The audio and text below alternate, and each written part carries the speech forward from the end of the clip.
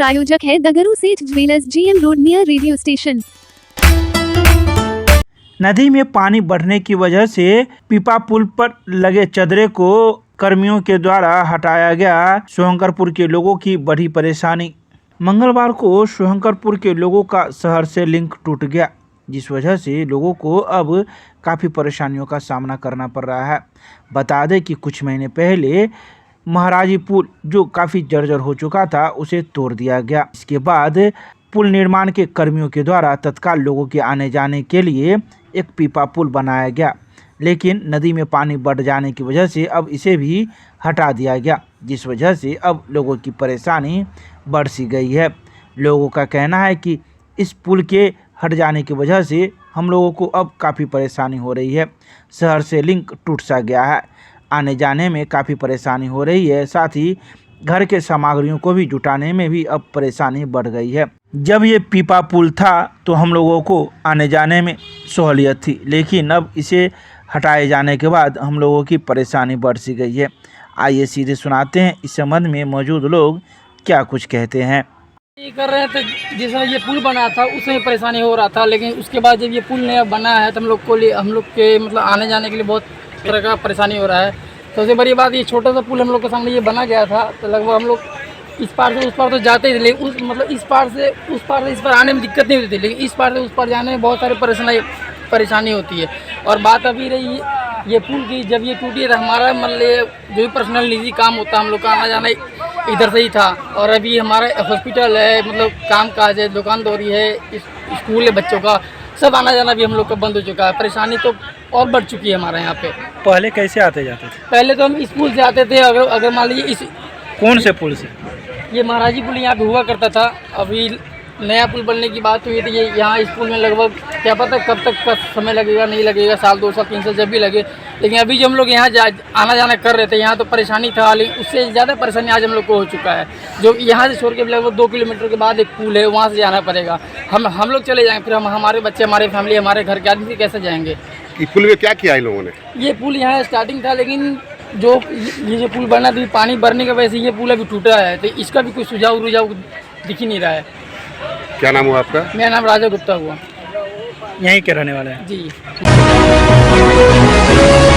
मिथिला विश्वविद्यालय के राजनीतिक विज्ञान विभाग में भारत ताइवान व्यापारिक संबंध और चीन विषय पर एक दिवसीय सेमिनार का हुआ आयोजन। पूर्व कुलपति थे मौजूद। मंगलवार को मिथिला विश्वविद्यालय के राजनीतिक विज्ञान विभाग में विभाग और डॉक्टर प्रभात दास फाउंडेशन के तत्वाधान में भारत ताइवान व्यापारिक संबंध और चीन विषय पर विभागाध्यक्ष प्रोफेसर मुनेश्वर यादव की अध्यक्षता में एक सेमिनार का आयोजन किया गया। इसमें मुख्य अतिथि के रूप में मिथिला विश्वविद्यालय के पूर्व कुलपति प्रोफेसर सुरेंद्र मोहन झा मौजूद थे, जिन्होंने अपने विचार व्यक्त किए। उन्होंने कहा कि पूंजी निवेश के संकट को विनियमित करने की आवश्यकता है। चीन और ताइवान दोनों से भारत के संबंध को संतुलित करने की जरूरत है। इसके अलावा उन्होंने कहा कि संसाधन से अधिक महत्वपूर्ण है रणनीति, इसलिए खास करके स्ट्रॉन्ग रणनीति पर बल दिया। तो ही विभागाध्यक्ष प्रोफेसर मुनेश्वर यादव ने चीन से प्रेरणा लेने एवं वैज्ञानिक सोच विकसित करने का आह्वान किया। उन्होंने कहा कि चीन के चिंतन एवं दर्शन में नवोन्मेष का अर्थ शक्ति और संपत्ति हासिल करना है। इसके अलावा मौजूद कई लोगों ने भी अपने अपने विचार व्यक्त किए। वहीं इस मौके पर विभाग के कई शिक्षक शिक्षिका एवं छात्र छात्राओं के साथ शोधार्थी भी मौजूद थे, जिन्होंने अपने अपने विचार भी व्यक्त किए। Indo Taiwan trade relations and China factor, इस पर एक सेमिनार का आयोजन किया गया है। इसमें मुख्य वक्ता के रूप में हमारे विश्वविद्यालय के कुलपति, farmer vice chancellor professor Surendra Mohan Jha sir आए। उनका वक्तव्य होना है। साथ ही हमारे जो रिसर्च स्कॉलर हैं, जो जियो पॉलिटिक्स पर काम करते हैं, जो भारत की रणनीति पर काम करते हैं, जो भारत के डिप्लोमेसी पर काम करते हैं, कूटनीति पर काम करते हैं, जो भारत के टेक्नोलॉजी पर काम करते हैं, उनके द्वारा भी वक्तव्य होना है। यह छात्र छात्राओं के लिए अति महत्वपूर्ण है और भारत की सुरक्षा के लिए, खासकर साइबर सिक्योरिटी के लिए यह महत्वपूर्ण है। आप सभी यहाँ आए, इसलिए बहुत बहुत धन्यवाद, आभार। आपका परिचय? मेरा नाम मुनेश्वर यादव है। मैं university department of political science का हेड हूँ। I am heading the department. Thank you. ये political science department Mithila university और प्रभात दास फाउंडेशन के संयुक्त तत्वाधान में यह कार्यक्रम किया गया है। एक सेमिनार है जिसमें इंडिया ताइवान व्यापारिक संबंध और चाइना पर ये हो रहा है, जिसके आज के मुख्य अतिथि हैं मिथिला यूनिवर्सिटी के farmer vice chancellor professor SM Jha sir. इसमें काफ़ी छात्र आए हुए हैं और रिसर्च स्कॉलर सब भी हैं, वो अपने विचार रख रहे हैं। ये कार्यक्रम हो रहा है। संस्कृत विश्वविद्यालय के कर्मचारियों का कलम बंद हड़ताल रहा। दूसरे दिन भी जारी नहीं हो सका विश्वविद्यालय में कोई भी काम। संस्कृत विश्वविद्यालय के कर्मचारियों की अपनी मांग को लेकर कर्मचारी सोमवार से ही कलमबंद हड़ताल में है। वहीं मंगलवार को भी कर्मचारी इस हड़ताल को बनाए हुए रखे थे। गौरतलब है कि मंगलवार को अपनी उपस्थिति दर्ज कराकर पूरे विश्वविद्यालय परिसर में भ्रमण कर धरना प्रदर्शन किया। धरना प्रदर्शन पर प्रदेश महासंघ पटना के अध्यक्ष एवं कार्यकारिणी सदस्य भी मौजूद थे। यह धरना प्रदर्शन संस्कृत विश्वविद्यालय मुख्यालय पर ही किया गया।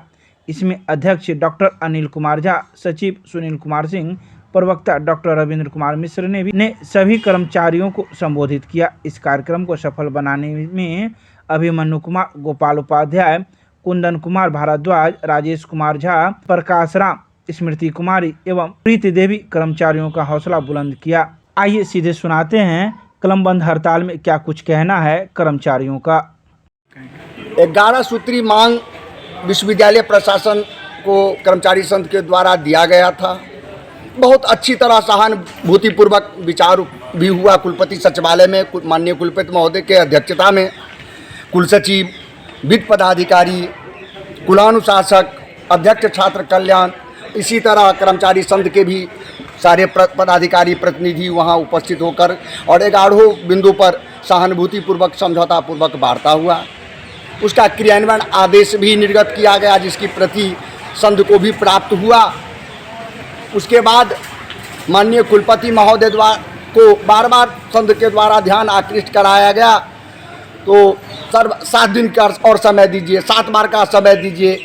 तो ऐसा करके 2-2 बार 7-7 दिन का समय व्यतीत होने के बाद पुनः स्मार पत्र के माध्यम से हम लोग यही कलमबंद धरना के लिए हम लोग आवेदन दिए थे।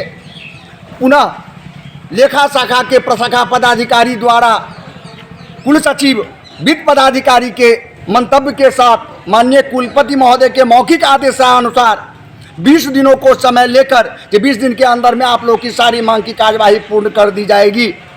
वो भी 20 दिन पर हम लोग हड़ताल को स्थगित करते हुए और अपना अपना काम अपने अपने सेक्शन पर अपने अपने टेबल पर करने लगे। वो भी 20 दिन का समय व्यतीत हो जाने के बाद पुनः विश्वविद्यालय प्रशासन को संघ द्वारा स्मार किया गया और उस 2 रोज के अंदर में किसी भी तरह का विश्वविद्यालय प्रशासन के द्वारा कर्मचारी संघ की वार्तालाप न होने के कारण हम लोग दिनांक 17/7/2023 से अपना शाखा में उपस्थिति दर्ज कर और असहयोग आंदोलन और धरना प्रदर्शन के लिए बैठे हुए हैं।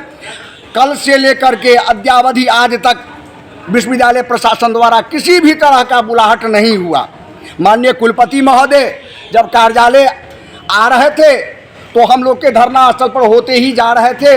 हमारे माननीय अध्यक्ष महोदय से उनकी कुछ वार्तालाप हुई है और अभी तक किसी भी तरह की वार्तालाप के लिए उन्होंने नहीं बुलाया है। आज तक हम लोग कलम उपस्थिति दर्ज कर कार्य और सहयोग आंदोलन और धरना प्रदर्शन कर रहे हैं। यदि आज नहीं होगी तो अगली रणनीति कल इससे उग्र रूप में प्रदर्शन किया जाएगा, जिसकी सारी जवाबदेही विश्वविद्यालय प्रशासन पर होगी।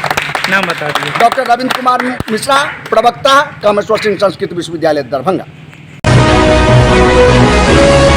मिथिला विश्वविद्यालय मुख्यालय के सभागार में प्रोफेसर विनोद कुमार चौधरी के आकस्मिक निधन पर कुलपति की अध्यक्षता में शोक सभा का किया गया आयोजन। मिथिला विश्वविद्यालय के समाजशास्त्र के विभागाध्यक्ष सह सामाजिक विज्ञान संकायाध्यक्ष प्रोफेसर विनोद कुमार चौधरी के आकस्मिक निधन पर मंगलवार को कुलपति प्रोफेसर सुरेंद्र प्रताप सिंह की अध्यक्षता में विश्वविद्यालय के सभागार में शोक सभा का आयोजन किया गया। जिसमें प्रतिकुलपति प्रोफेसर डॉली सिन्हा, कुलसचिव डॉक्टर अजय कुमार पंडित के साथ ही विश्वविद्यालय के पदाधिकारी एवं कर्मचारी शामिल हुए। विश्वविद्यालय के सभागार में आयोजित शोक सभा में दिवंगत आत्मा की चिर शांति के लिए 2 मिनट का सामूहिक मौन रखा गया। विश्वविद्यालय की ओर से शोक प्रस्ताव पढ़ते हुए कुलसचिव डॉक्टर अजय कुमार पंडित ने कहा कि प्रोफेसर चौधरी का जन्म 6 अप्रैल 1955 को दरभंगा जिला के हायाघाट प्रखंड के अंतर्गत बिशनपुर गांव में हुआ था। उनके पिता स्वर्गीय प्रोफेसर उमाकांत चौधरी स्थानीय मिल्लत कॉलेज में हिंदी विभाग के प्राध्यापक थे, जो समता पार्टी के संस्थापक सदस्यों में से एक थे। इसके अलावा उन्होंने कई बातों की चर्चा की। वहीं कुलपति एवं प्रतिकुलपति ने भी अपनी अपनी बातें कही। 4 वर्षीय इंटीग्रेटेड बीएड 2023 में नामांकन के लिए नोडल विश्वविद्यालय मिथिला विश्वविद्यालय में काउंसलिंग की प्रक्रिया हुई प्रारंभ। मिथिला विश्वविद्यालय के जुबली हॉल में मंगलवार को 4 वर्षीय इंटीग्रेटेड बीएड 2023 में नामांकन के लिए नोडल विश्वविद्यालय मिथिला विश्वविद्यालय की ओर से ऑफलाइन काउंसलिंग की प्रक्रिया प्रारंभ हो गई है, जिसमें सेंट्रलाइज काउंसलिंग की व्यवस्था की गई है। पहले दिन काउंसलिंग के लिए 1 से लेकर 455 रैंक तक के अभ्यर्थियों को बुलाया गया था, जिनमें से 115 अभ्यर्थियों ने काउंसलिंग के लिए निर्धारित फीस का बैंक ड्राफ्ट एवं आवश्यक प्रमाण पत्रों का सत्यापन करवा लिया। इनमें से भौतिकी में 12, रसायन में 7, जंतु विज्ञान में 22, वनस्पति विज्ञान में 1, गणित में 23, हिंदी में 15, अंग्रेजी में 17, इतिहास में 4, भूगोल में 4, संस्कृत में 3 और राजनीतिक विज्ञान में 6 अभ्यर्थियों ने काउंसलिंग कराकर पेपर सत्यापन करवा लिया। इनमें Vaidyanath Shukla college of education Jaganpura Vaishali में 24, Vasundhara teachers training college Kurhani Muzaffarpur में 48, Mata Sita Sundar college of education Dhanhara Sitamarhi में 14 और शहीद प्रमोद बीएड कॉलेज मुसहरी मुजफ्फरपुर में 29 अभ्यर्थियों को नामांकन के लिए अनुशंसित किया गया है। अगर ये अभ्यर्थी 24/7/2023 तक अपना नामांकन संबंधित महाविद्यालय में नहीं कराएंगे तो उनका नामांकन रद्द माना जाएगा। पहले दिन अर्थशास्त्र विषय में एक भी अभ्यर्थियों ने नामांकन नहीं लिया।